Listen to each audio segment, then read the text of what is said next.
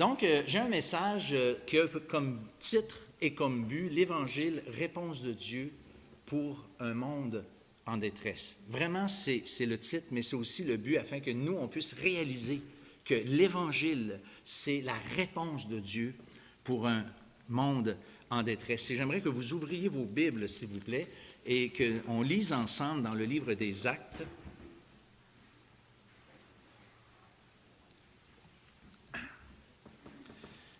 On va lire les 11 premiers versets. Le livre des Actes au chapitre 3.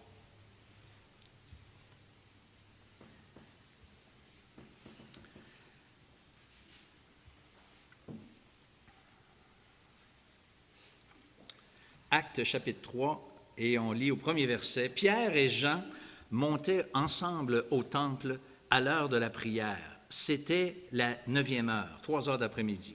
Il y avait un homme boiteux de naissance qu'on portait et qu'on plaçait tous les jours à la porte du temple appelé la Belle, pour qu'il demande l'aumône à ceux qui entraient dans le temple.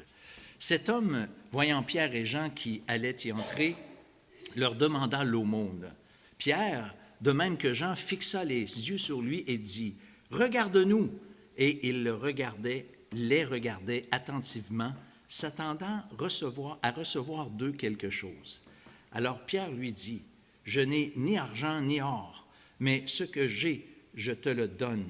Au nom de Jésus-Christ de Nazareth, lève-toi et marche. » Et le prenant par la main droite, il le fit lever.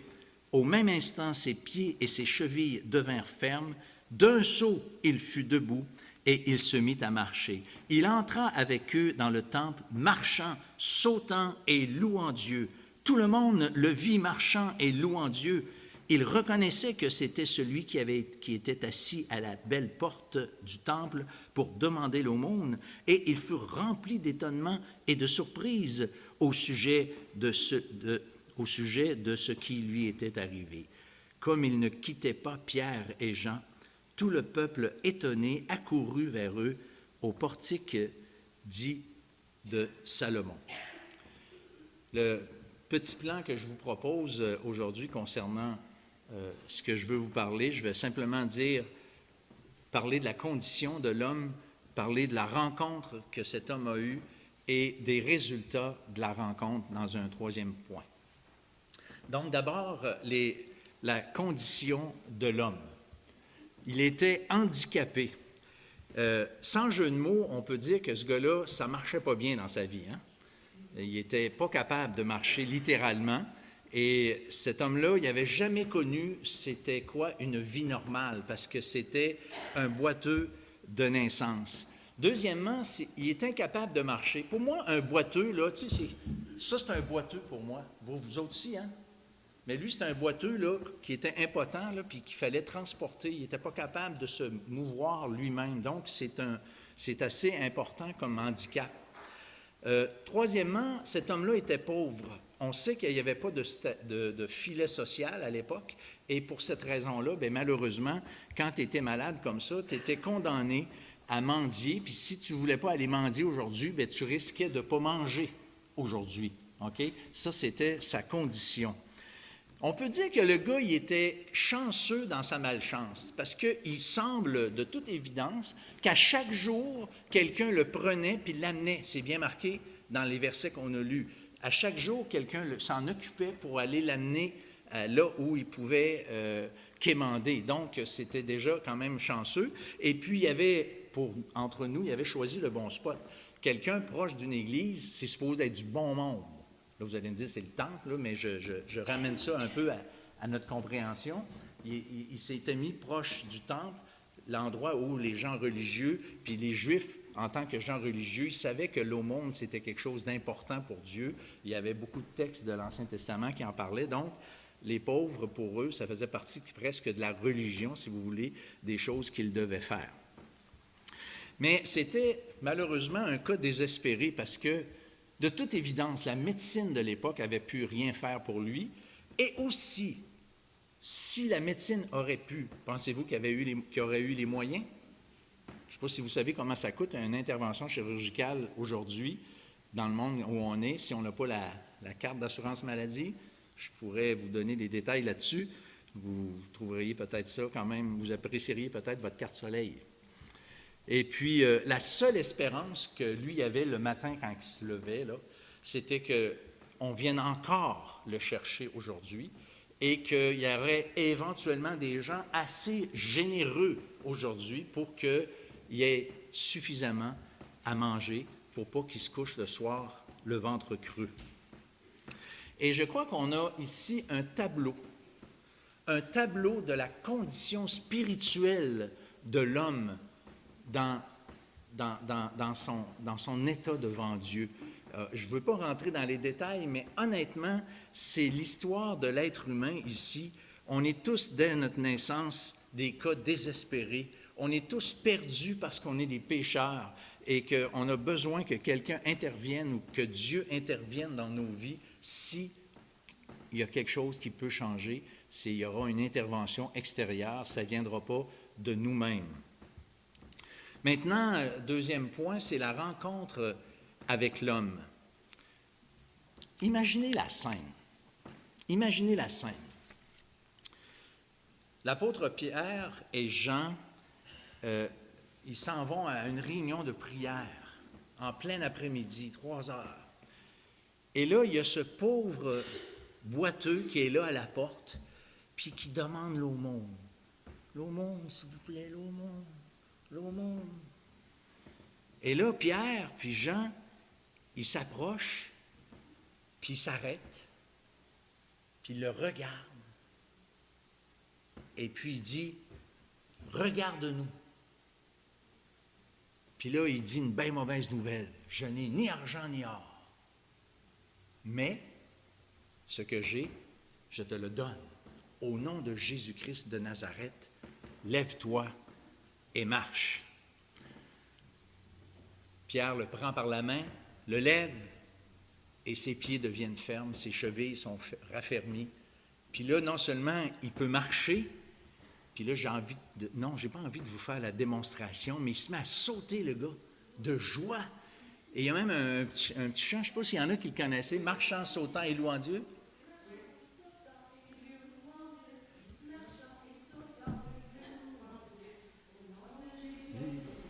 En tout cas,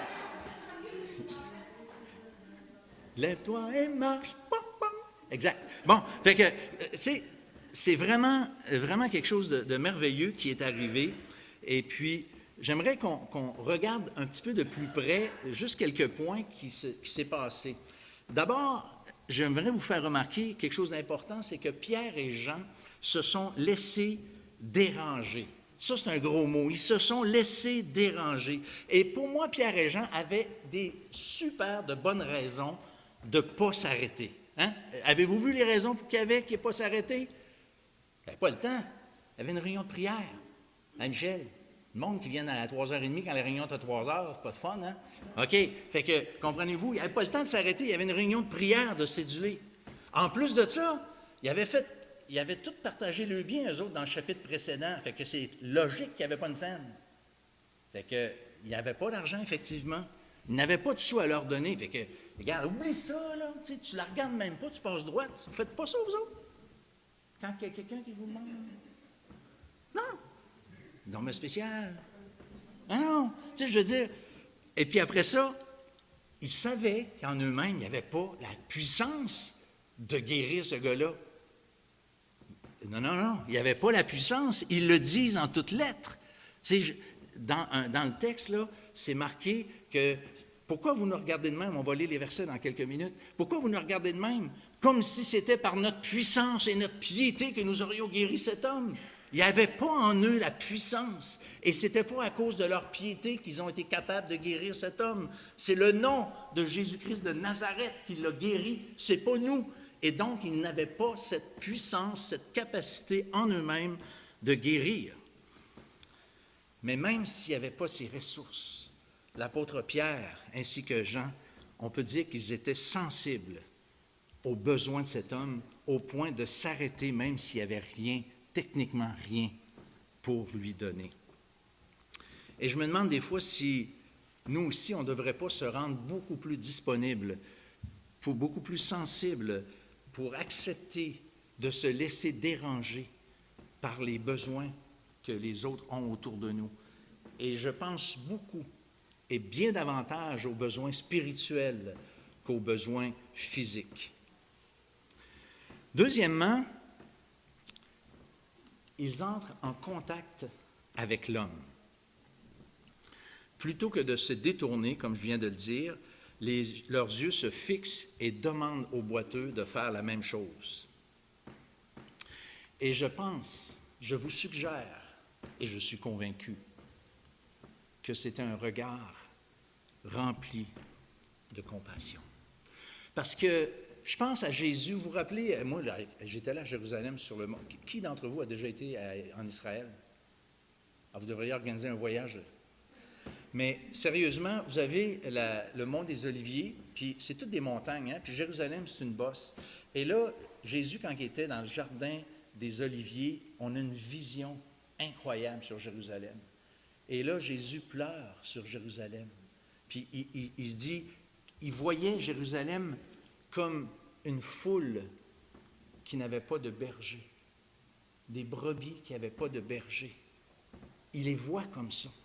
Et c'est un regard de compassion que le Seigneur avait lorsqu'il regardait sa ville chérie, Jérusalem, qu'il aimait tant. Puis au verset 5, c'est marqué que le boiteux le regardait attentivement, s'attendant à recevoir de lui quelque chose. Jusqu'à maintenant, j'avais toujours vu, ben oui, c'est normal, il est en train de quêter, le gars, il s'arrête, il pense qu'il va lui donner de l'argent, mais j'ai réfléchi à ça, puis je me suis dit, sans doute, dans le regard de Pierre, il y avait quelque chose de beaucoup plus sensible que ça. Il avait vu dans le regard de Pierre un réel intérêt pour lui. Il n'avait pas envie il y avait un message. Voyez-vous, quand on regarde quelqu'un, si je te regarde de même, j'ai un message dans mon regard. Si je te regarde de même, il y a un message dans le regard. Et Pierre, je pense que lorsqu'il a regardé et fixé ce boiteux, il y avait un regard, un message dans ce regard-là. Et en fait, mes amis, là, il y a toujours un message dans notre regard. Il y a toujours un message dans notre regard. Ça peut être un message de compassion, mais ça peut être un message d'indifférence. Ça peut être un message de mépris. Vous comprenez? Et ça, malheureusement, on ne se voit pas, mais le message passe. Et c'est la réalité de nos cœurs face à la personne qui est là, qui, elle, reçoit un message on ne peut plus clair. Vous êtes d'accord avec moi? Fait que moi, je ne suis pas en train de vous encourager. Soyez hypocrite, puis faites semblant d'avoir de la compassion. Parce que ça ne passe pas. C'est pas vrai. Les gens, là, ils vont voir qu'en plus, vous êtes hypocrite. Mais c'est ce regard de compassion.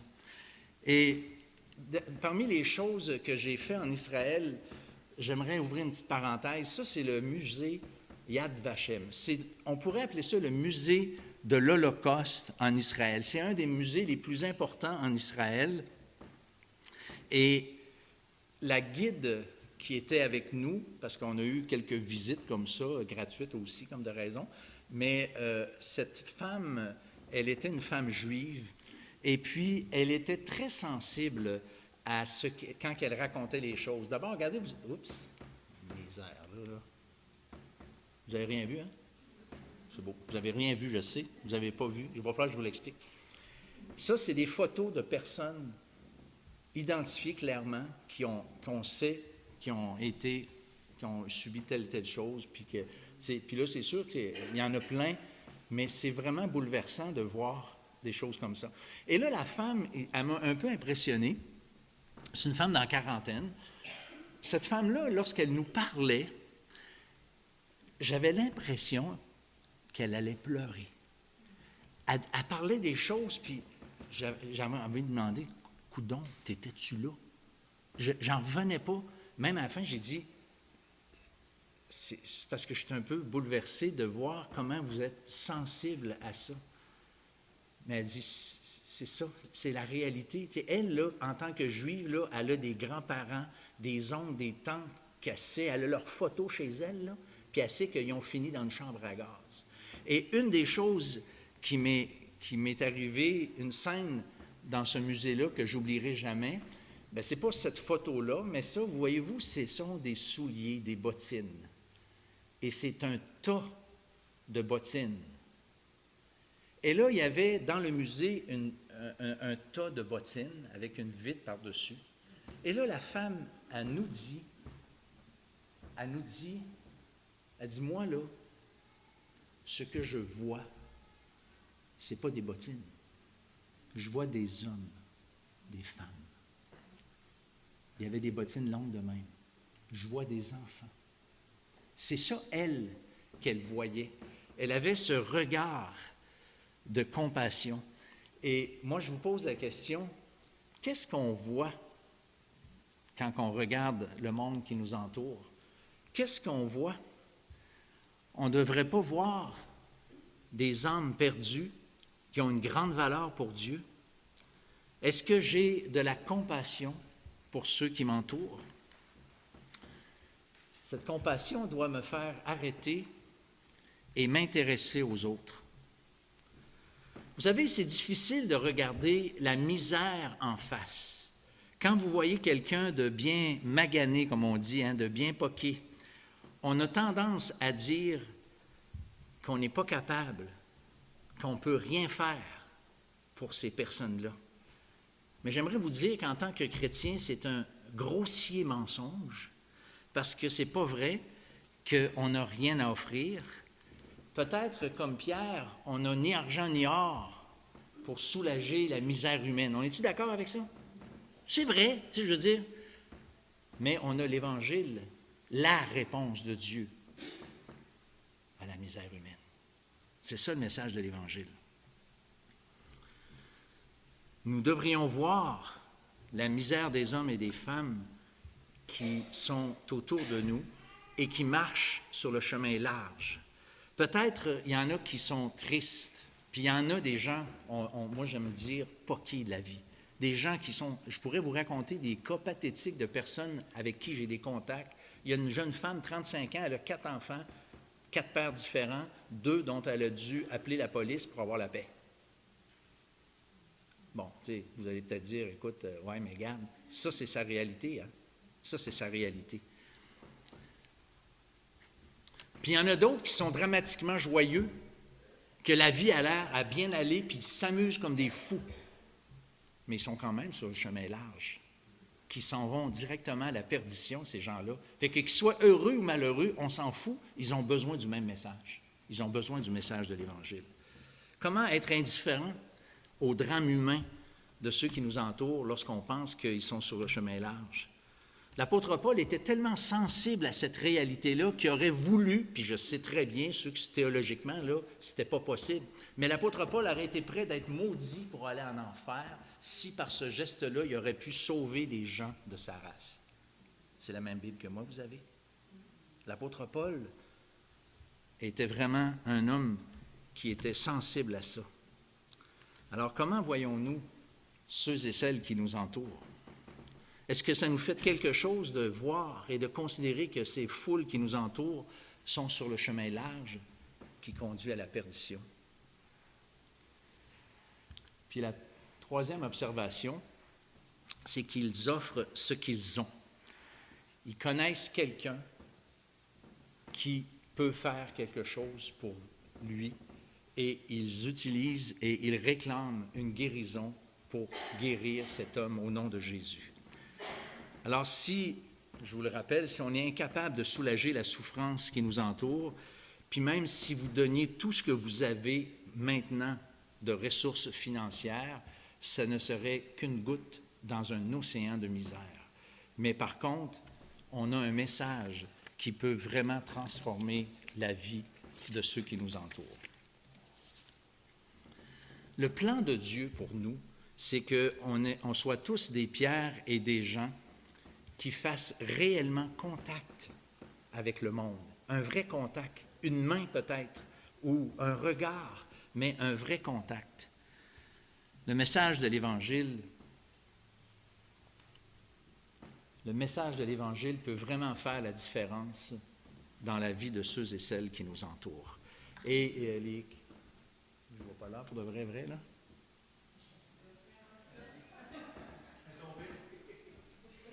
Il y a quelqu'un que je connais là, qui avait reculé l'heure parce que le gars était bon, puis le gars, il va en arrière, puis il recule l'heure, tu sais.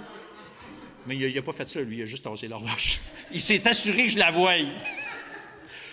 J'aimerais juste finir la lecture du chapitre, les versets 12 à 19, s'il vous plaît, si vous avez toujours votre Bible en main.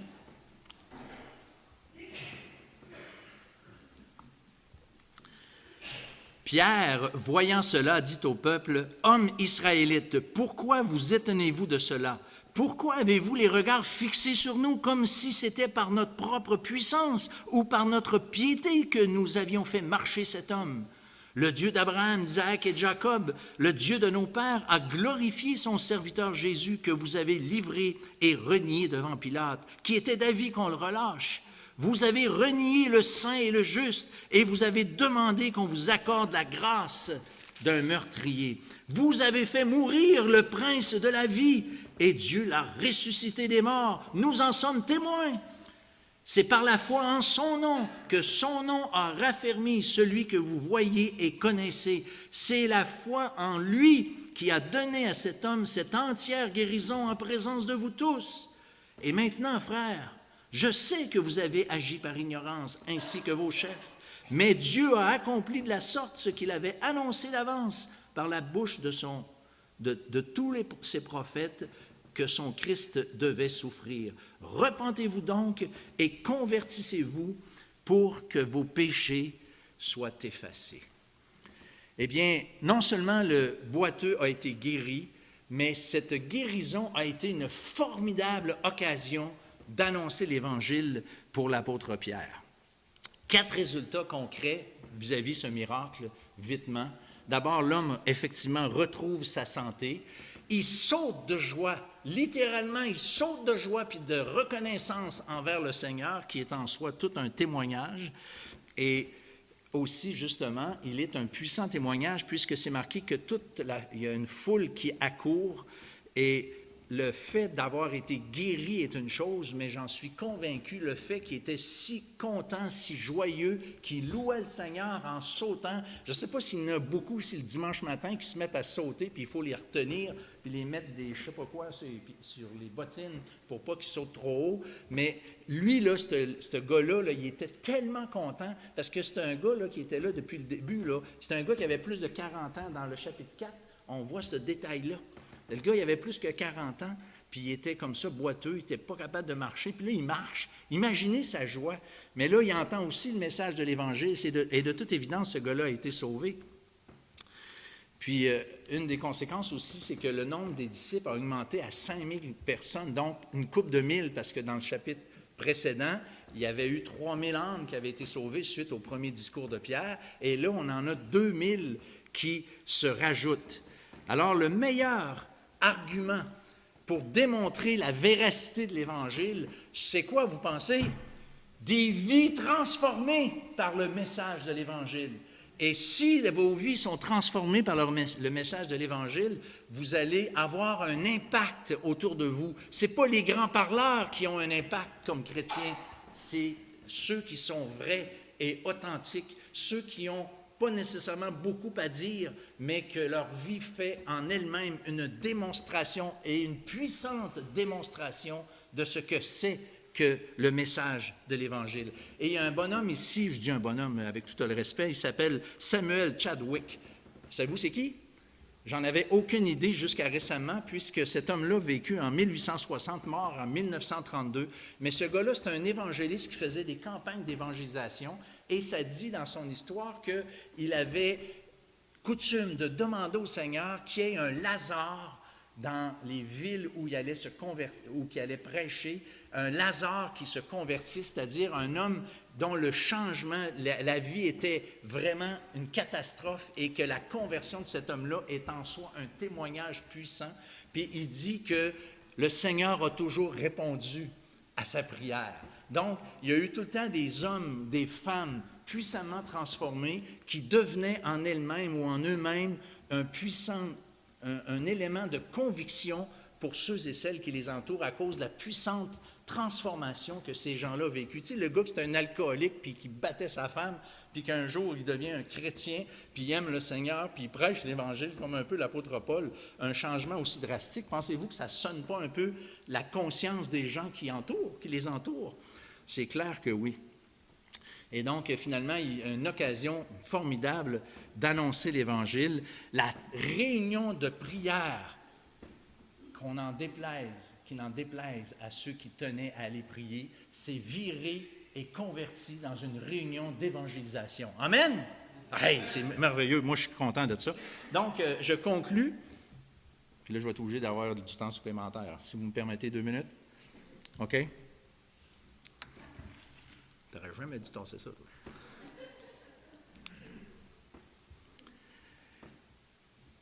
Toute cette histoire, je vous le rappelle, a été permise ou a débuté avec une chose. Il y a quelqu'un qui s'est laissé déranger.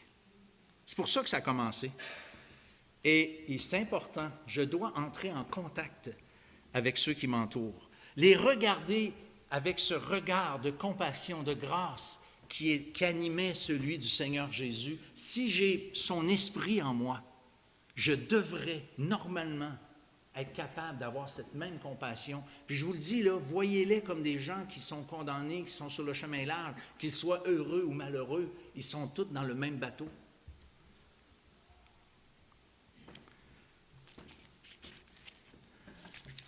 Je dois avoir vraiment une réelle compassion pour ceux qui sont autour de moi.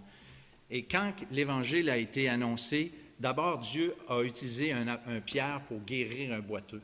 Ensuite, il a utilisé un boiteux pour attirer la foule et à nouveau Pierre pour prêcher l'Évangile. C'est le plan qu'on a. Et Dieu veut que chacun de nous, on puisse être des instruments entre ses mains pour répandre l'Évangile. On n'a pas besoin d'être des évangélistes pour évangéliser. Je ne sais pas si vous croyez à ça, mais on se fait accuser, nous les évangélistes, de dire, bien là, c'est vous autres qui avez cette responsabilité-là. Moi, je ne veux pas discuter de la responsabilité des évangélistes, je veux juste dire que ce n'est pas vrai qu'il y a juste les évangélistes qui ont cette responsabilité de rendre témoignage autour d'eux. Et je vous rends le témoignage de notre texte ici ce matin, où qu'est-ce qu'il a dit, le boiteux?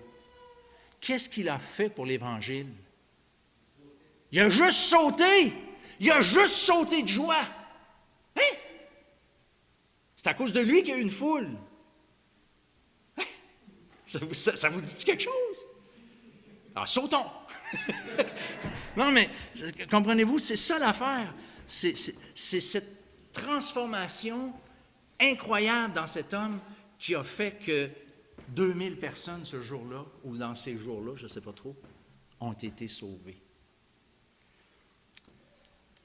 La joie de lui appartenir est-elle en elle-même un vibrant témoignage de l'Évangile? Est-ce que ma face, puis il y a quelqu'un qui a parlé de ça ce matin, c'est lui, monsieur, est-ce que ma face, elle parle? Est-ce que ma face est triste comme chrétien, ou si j'ai un sourire, comme m'a dit un de mes amis, accroché dans le dentier? Non, mais c'est vrai. Il y a un message. Et mon beau-père aimait à dire, un chrétien triste, c'est un triste chrétien. Parce que c'est pas normal qu'un chrétien soit triste. C'est peut-être parce qu'il a perdu la vision d'où il venait, puis peut-être aussi, malheureusement, de celle où il s'en va. Mais quand on a ces deux visions-là bien présentes à nos cœurs et à nos esprits, on ne peut pas être triste. Ça ne se peut pas. Mais j'aimerais juste vous laisser cette image. Quand vous voyez des bottines, des souliers, rappelez-vous qu'il y a des personnes dedans. Et que ces personnes sont des hommes, c'est des femmes qui ont cruellement besoin d'entendre l'Évangile. Il y a plein de bottines qui se promènent dans la rue, dans les places publiques, dans les salles de cinéma. Il y a plein de bottines avec des gens qui sont perdus et pour lesquels on peut faire une différence. Prions. Seigneur, on est là devant toi et peut-être un peu humilié parce que on s'aperçoit qu'on ne saute pas tout le temps si fort que ça. On a comme un peu, pour certains d'entre nous, oublié d'où on vient, où on s'en allait, puis notre destinée maintenant. On en a parlé ce matin, Seigneur. Bientôt, on va être dans la gloire avec toi. Tu nous as sauvés, Seigneur. Mais Seigneur, on a besoin de cette compassion qui animait le Seigneur Jésus, cette compassion que Paul avait aussi pour son peuple, afin qu'on ne puisse pas rester indifférent, mais qu'on puisse effectivement faire confiance à nous avec ceux qui sont perdus. Et c'est pour ça, Seigneur, qu'ensemble, on veut prier pour que tu nous aides à réfléchir et lorsque nous verrons les souliers de quelqu'un qui se promène, bien, jamais qu'on oublie, Seigneur, qu'il y a quelqu'un dedans. Et ce quelqu'un dedans, Seigneur, a besoin du message de l'Évangile. Ce message de l'Évangile qui est la solution de Dieu au problème de la misère dans le monde.